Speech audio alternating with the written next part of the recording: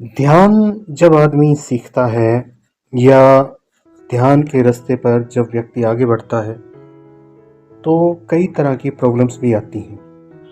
कुछ प्रॉब्लम छोटी होती हैं और बड़ी आसानी से अपने आप निपट जाती हैं, ठीक हो जाती हैं। कुछ प्रॉब्लम ऐसी होती हैं जो शुरुआत में तो छोटी होती हैं लेकिन वो फिर बड़ी बन जाती हैं और उनसे कोई भी साधक खुद से नहीं निपट सकता, क्योंकि उसके लिए साधक को गुरु की आवश्यकता होती है।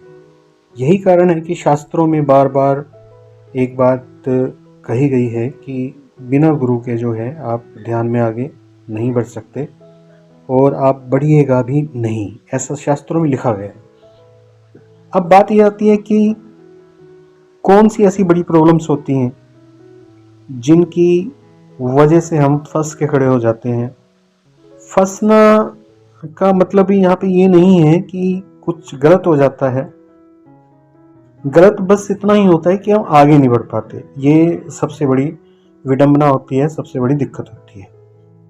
अब आगे नहीं बढ़ेंगे तो फायदा ही क्या हुआ ध्यान करने का या ध्यान के फील्ड में रहने का।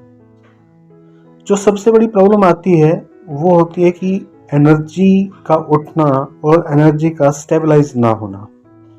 इसमें एनर्जी कई तरीके से उठती है। कई तरीके से उठने का मतलब है कि कई चक्रों पे उठती है और शरीर के कई तरह के जो एनर्जी सेंटर्स हैं, जैसे कि सहस्त्रार चक्र है, मणिपुर चक्र है, अनाहत चक्र है, हृदय का स्थान, यहाँ पे अजीब प्रकार के वाइब्रेशंस होते हैं और माइंड में भी कई बार अजीब प्रकार के विचार उठते हैं।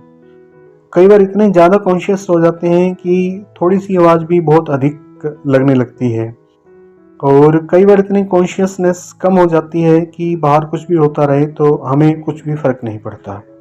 हालांकि बाहर कुछ होता रहे हमें कुछ ना फ़र्क पड़े, ये तो ध्यान का अच्छा सिम्टम है, लेकिन अवेयरनेस ज़्यादा बढ़ने की वजह से अगर हम ज़्यादा कॉन्शियस हो जाते हैं तो वो अच्छा सिस्टम नहीं है, उससे हमें प्रॉब्लम हो सकती है।